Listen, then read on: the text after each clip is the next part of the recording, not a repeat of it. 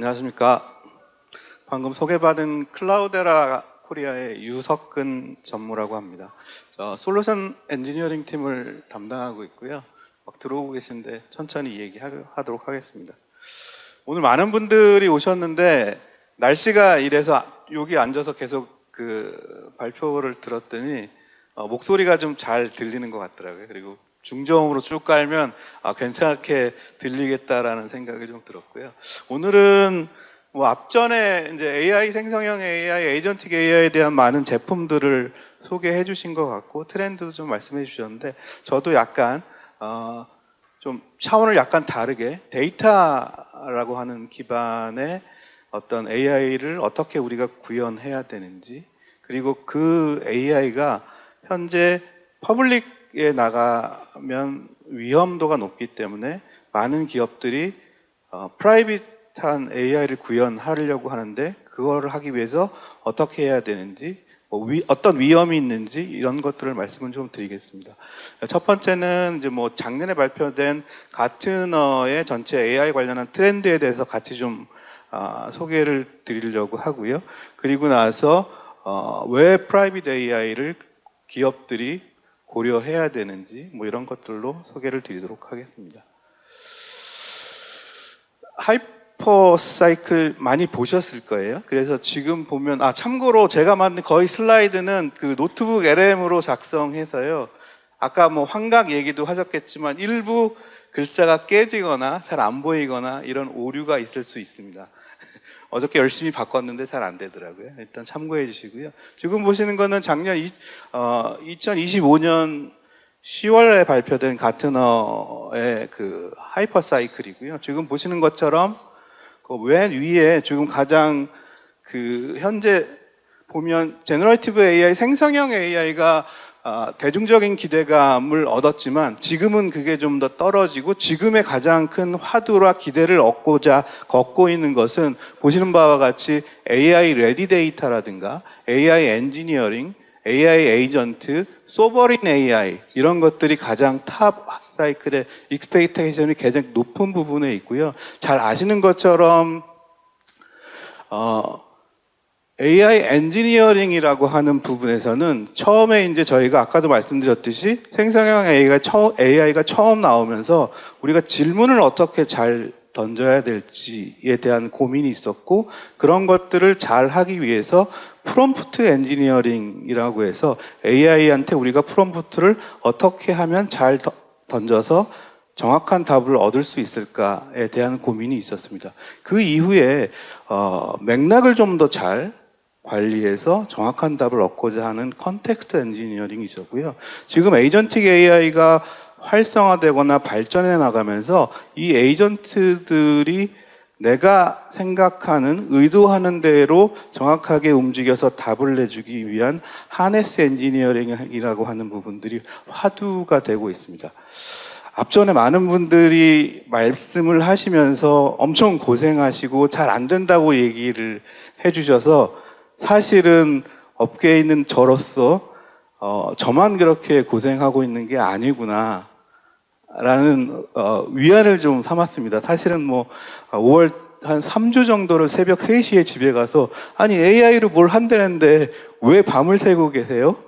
왜 와이프는 아니 AI 하는 회사에서 AI 시키면 되지 왜 날밤 까고 새벽에 택시 타고 들어와서 또 나가냐 이런 사례가 있었는데 아까 앞전에 말씀드린 것들도 있고 중간중간에 좀 사례들을 소개시켜 드리도록 하겠습니다. 그 중에 이제 제가 오늘 말씀드릴 두 개의 화두는 AI 레디 데이터라고 하는 부분하고 그 다음에 소버린 AI인데 사실은 국가적으로는 국가의 주권이나 독립 AI 독립 주권 이런 것들 때문에 소버린이라고 부르지만 기업에서는 그걸 프라이빗 AI라고 부르고 기업들의 어떤 지식이나 기술이나 이런 것들을 방어하는 체계의 AI를 구축하는 것을 프라이빗 AI라고 부릅니다. 그래서 국가적으로 소버린 AI, 기업에서는 프라이빗 AI 이렇게 이해해 주시면 될 것 같고요. 멋떡같이 얘기해도 찰떡같이 알아듣고 답을 해야 되는 것이 우리가 기대하는 AI입니다. 근데 그게 실제로 구현하기가 쉽지 않습니다. 그래서 기본적으로는 과거의 데이터를 어떻게 핸들링하고 데이터를 어떻게 잘 준비해서 개비지 인, 개비지 아웃이 되지 않도록 AI가 학습하거나 아니면 사용하는 이러한 데이터들을 어떻게 하면 AI가 잘 인식하고 이해하고 그걸 활용해서 답변할 수 있는 데이터 체계를 만드는 것이 AI 레디 데이터라고 말씀드릴 수 있겠고요. 그것들은 왼쪽에 보시는 것처럼 패턴이나 오류나 이상치나 돌발 상황 이런 것들도 다 포함되어 있는 그러한 데이터셋을 활용해야 된다는 거죠. 근데 실제로 기업들이 프로젝트를 시작을 하면 이러한 데이터셋을 만들어내기가 쉽지는 않습니다. 그리고 과거에는 특정 어떤 문제들을 해결하기 위해서 그 이상이 있는 데이터들을 찾아내려고 했는데요. 예를 들면 반도체 회사에서 웨이퍼에 흠집이 났거나 먼지가 묻은 것은 나중에 품질에 문제가 있기 때문에 과거에는 사람들이 이렇게 웨이퍼를 빛에 비춰보는 장면들을 여러분들이 보신 적이 있겠지만 지금은 그걸 다 그 카메라를 밑에다 두고 지나가면서 그거를 인식하게 되는데 실제로 그 오류가 생길 만한 그 데이터를 만들어내거나 확보하기가 훨씬 어려웠습니다. 근데 생각을 바꿔서 정상적인 데이터 수백만 건, 수천만 건을 보내주니까 그걸 학습한 이후에 얘가 스스로 이게 정상적이니까 이렇지 않은 이거는 오류구나 라고 하면서 이제 실제로 업무에 활용되는 사례들이 있으니까 저희가 생각을 좀 바꿔서 실제로 프로젝트를 하실 때 정상적인 데이터를 많이 활용해서 그것들을 학습시키면 생각하는, 의도하는 어떤 결과가 나오더라. 이런 것들도 좀 알 수 있었고요. 그러면 전통적인 데이터 관리, 빅데이터 시절에는 데이터를 관리하는 기본의 중요한 부분들이 이런 거였습니다. 데이터 카탈로그라든가 데이터 엔지니어링, 그 다음에 데이터 계보, 그리고 비주얼라이제이션에서 아까 BI 툴 이런 것들을 이용해서 실제로 데이터를 어떻게 우리가 활용해서 볼 거냐 이런 것들이 실제로 중요한 부분이었고 비즈니스 워크플로우의 지원이라든가 거버넌스 정책 이런 것들이 포커스가 됐던 것이 과거 전통적인 데이터 관리 플랫폼의 역할이었고요. 그게 현재 AI로 바뀌면서 오른쪽에 보시는 것처럼 실제로 어떤 벡터 인베딩에 대한 부분이라든가 데이터의 라벨링, 그래서 실제로 비정형 데이터가 들어오면 그거를 OCR이나 아니면 AI가 그것들을 분석해서 실제로 그 비정형 데이터가 어떤 의미를 갖고 있는지를 AI 메타로 만들어서 그걸 메타에 저장해서 관리하거나 활용하는 그런 부분들이 좀 더 추가된 부분들입니다. 그래서 현재 중요한 부분은 뭐냐면 과거에 이런 어떤 전통적인 데이터 관리뿐만이 아니라 AI를 효율적으로 잘 만들기 위해서는 오른쪽에 보시는 AI 모델의 학습이나 추론이나 의미적으로 이해할 수 있는 형태의 뭔가의 메타데이터가 필요하고 저희는 그걸 AI 메타데이터라고 얘기를 하고 그것들이 준비되어야 한다는 거죠. 근데 실제로 보면 이런 것들을 하지 않고 그냥 데이터가 많으니까 우리는 이걸 빅데이터 그리고 데이터를 주면 AI가 알아서 학습하겠지라고 하겠지만 실제로 모델한테 던지면 진짜로 양만 많았지 정확한 어떤 컨텍스트나 저희가 의도하는 용어를 던졌을 때 답을 줄 수 없다는 거죠. 예를 들면 매출액, 매출 금액, 레베뉴 금액 이런 식으로 매출에 대한 부분의 용어들을 컴프롬프트로 던지면 얘가 똑같은 가격, 컬럼에 똑같은 데이터를 갖고 와야 되는데 그렇지 않다는 거죠. 그래서 그것들을 어떻게 AI가 잘 인식할 수 있을지에 대한 체계를 만들어야 되는데 그러한 체계의 전반적인 것들이 AI 레디 데이터를 만드는 과정이라고 보시면 될 것 같습니다. 실제로 이러한 것들은 한 번만 만들어서 프로젝트하고 끝나는 게 아니라 연속적으로 계속 루틴을 가지고 돌아야 된다는 거죠. 근데 그게 쉽지는 않습니다. 왜냐하면 그것들을 관리하는 사람들도 바뀌거든요. 그래서 제일 중요한 부분 중에 하나가 데이터의 파이프라인을 만든다라고 해서 아마 금융권에서는 비정형 데이터 자산화라는 프로젝트를 활용해서 AI 레디 데이터 플랫폼을 구축하고 계신 분도 있는데 그중에 제일 첫 번째가 우리가 어떻게 데이터 파이프라인을 잘 만들어서 실시간으로 변경되어 있는 가장 최신의 데이터를 벡터 데이터베이스에 집어넣을 것이냐. 그래서 정책이나 가이드라인이나 아니면 내용이나 데이터가 바뀌었을 때 바로 그게 AI의 답변으로 실시간으로 변경돼서 답변될 수 있는 그런 체계를 만들 것이냐. 이런 것들이 이제 데이터 파이프라인에서 제일 중요한 부분들이고요. 그리고 그런 것들을 통해서 우리가 최신의 그 버저닝을 관리하는 체계를 갖춘다거나 뭐 이런 것들이 필요하다고 보여집니다. 그래서 첫 번째는 정렬 부분인데요. 실제로 많은 데이터 중에 내가 하려고 하는 아니면 내가 이 AI를 가지고 하려고 하는 목적에 맞는 데이터의 종류나 양이나 이런 것들이 좀 필요하다는 부분이고요. 그 다음에 이제 데이터 리니지라고 해서 데이터 계보를 관리하는 체계가 제일 중요한 부분 중에 하나입니다. 이거는 뭐 예전 빅데이터 시절부터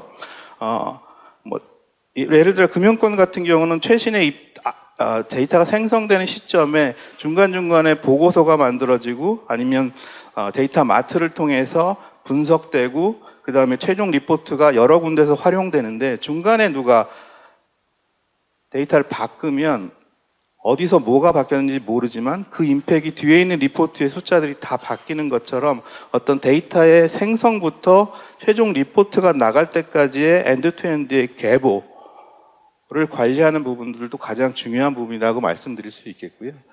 두 번째는 계속 평가돼야 된다는 겁니다.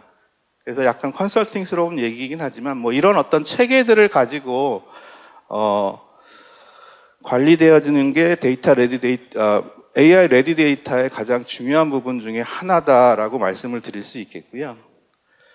그 다음에 이제 요즘에 클로드 조만간 뭐 6월 12일 날 스페이스X가 상장을 한다는 얘기도 들리고요. 그 이후에 오픈 AI도 상장을 한다는 얘기도 들리고 그 다음에 클로드도 상장한다는 얘기가 들리지만 여러분들 뉴스 보셨겠지만 클로드의 최신 발표된 발표하려고 했던 모델 이름이 보시는 바치 이제 미토스라고 하는 건데 이게 너무 강력해갖고 일단 미국에서 정부기관에서 일단 오픈을 미뤘지 않습니까? 그래서 이제 그 이슈가 뭐냐 하면 이게 생각지 못하게 자동으로 뭔가 방어막을 뚫고 보안 체계를 뚫고 해킹을 자동화하는 기능들이 너무 강력해서 위험하다라는 부분을 발견했던 거죠. 그래서 사실은 제가 오늘 말씀드릴 프라이빗 AI라는 게 왜 중요한지를 말할 수 있을 것 같은데요. 과거에는 보시는 것처럼 기존의 해커가 어떤 시스템을 타겟하면 그 시스템의 취약점을 분석하고 그리고 그 시스템의 취약점을 해킹하기 위해서 개발을 해서 도구를 제작하고 그리고 공격을 실행해서 안 되면 다시 반복해서 될 때까지 계속 루프를 도는 그러한 과정을 거쳤기 때문에 해커 그룹에서 동시에 뭔가 작업을 하거나 아니면 기간을 오래 걸치면서 공격을 해왔던 그런 어떤 사례들이 있었는데 이번에 미토스를 통해서 시험을 해보니까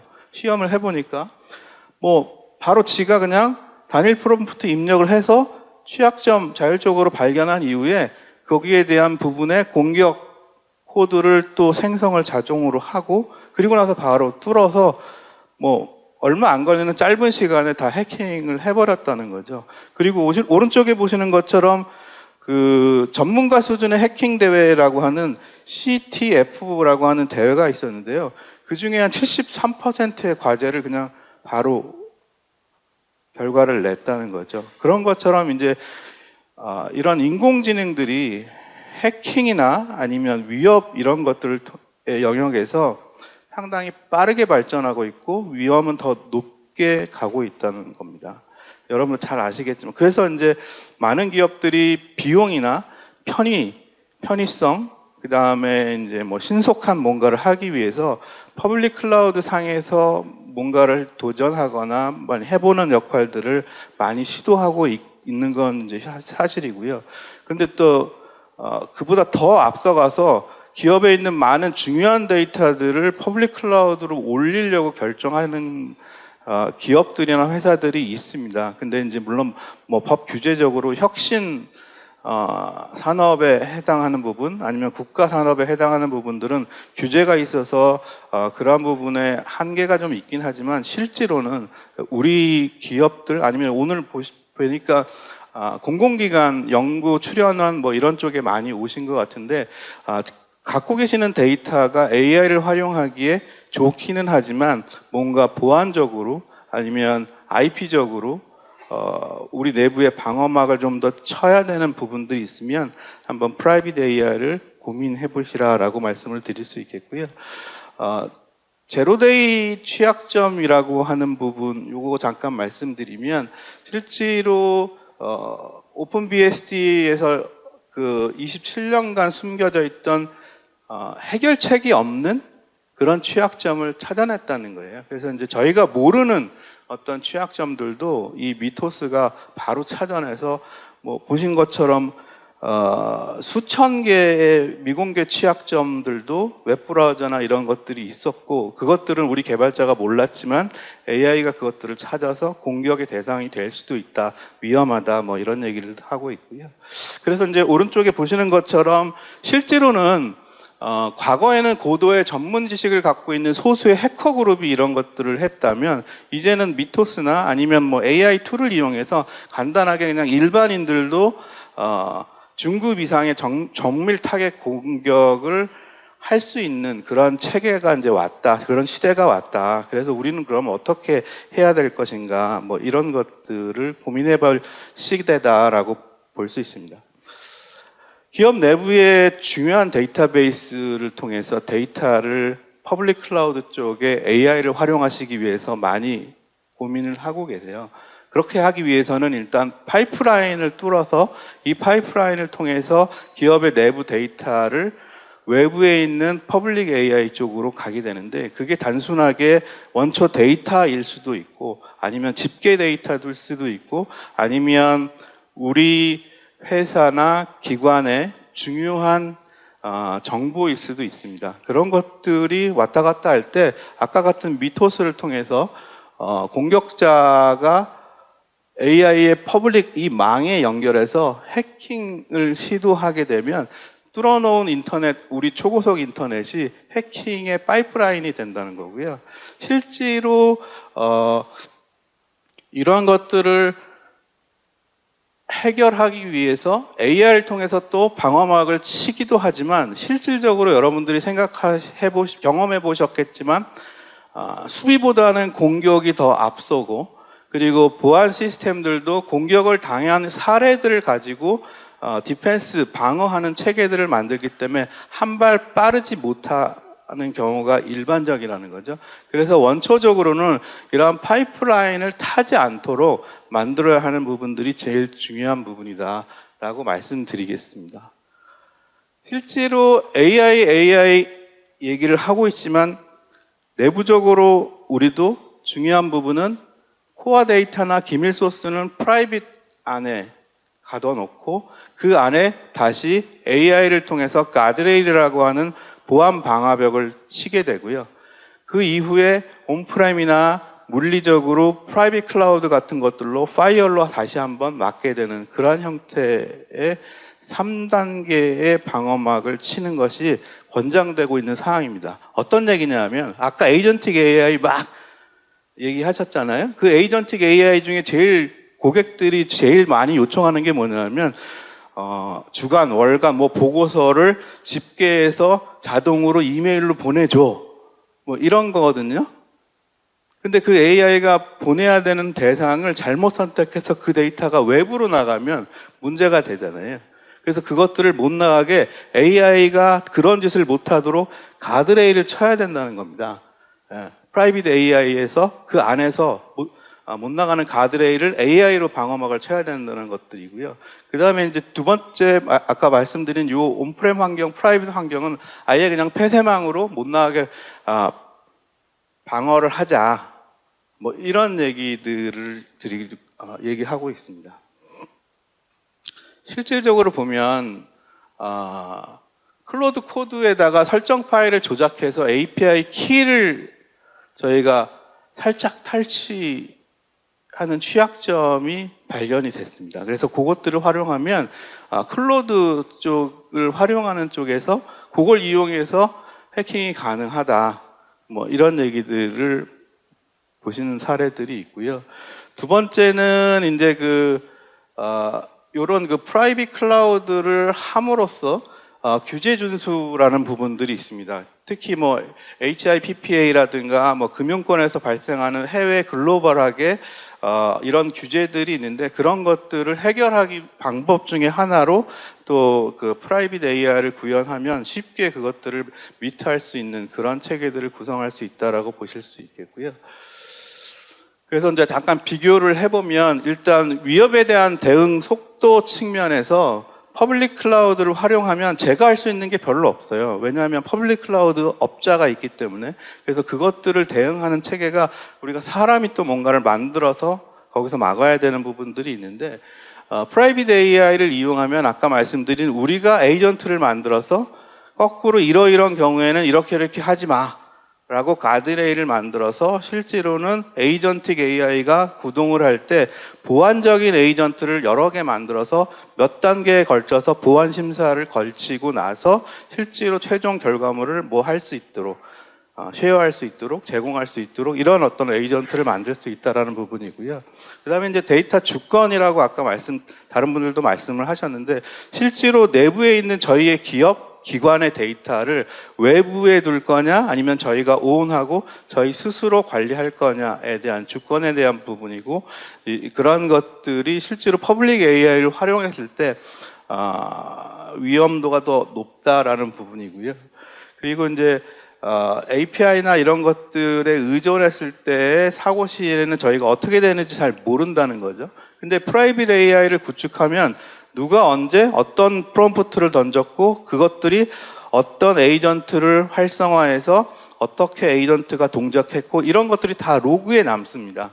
그래서 그러한 로그 기록을 보안 쪽이나 아니면 관리하는 영역에서 관리될 수 있도록 하는 체계가 프라이빗 AI 쪽에 구축하는 체계 중에 하나다라고 이해하시면 될 것 같습니다. 그래서 아까 처음에도 말씀드린 것처럼 퍼블릭 AI가 좋고 프라이빗 AI는 느리다 라고 하는 부분을 말씀드리려고 하는 건 아닙니다.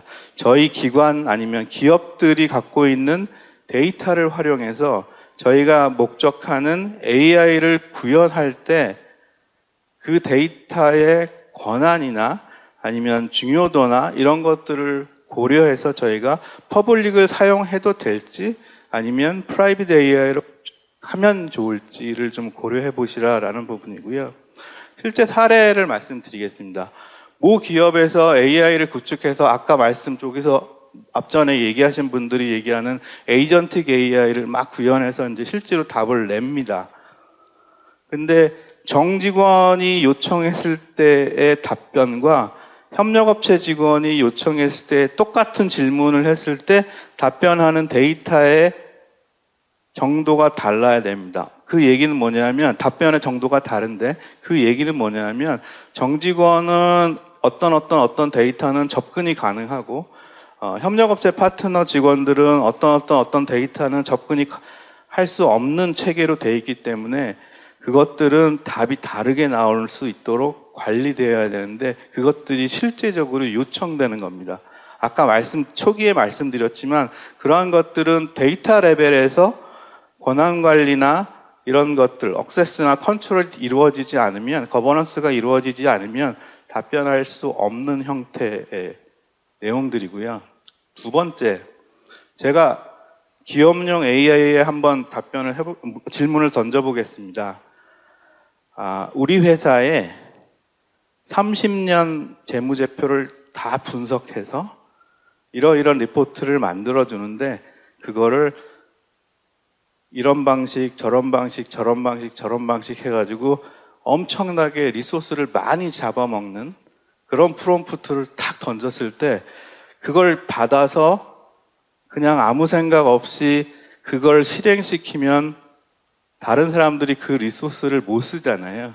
그래서 그 사람한테는 특정 리소스를 사용할 쿼터를 지정하고, 예를 들어서 권한이 센 뭐 연구원이라든가 아니면 분석가라든가 아니면 하이 레벨 CXO 레벨이라든가 이런 분들은 쿼터를 많이 줘서 그런 프롬프트를 던졌을 때에도 돌려서 GPU 리소스를 많이 주게 할 수 있거나, 아니면 일반인들은 그런 것들이 오면 이거는 프롬프트상 이런 이슈가 있기 때문에 이거에 대해서 답변하기 어렵습니다. 내지는 속도가 느릴 테니 감안해 주세요라고 하는 어떤 체계, 그런 것들을 하기 위해서는 실제로 프롬프트를 받으면 이 사람의 권한이나 조직을 분석하고 이 사람이 접속할 수 있는 데이터 구조를 확인하고, 그 다음에 이 권한에 따라 리소스의 쿼터가 어떻게 되어 있는지를 확인하고, 이런 에이전트들을 별도로 다 만들어야 실제로 답변 던졌을 때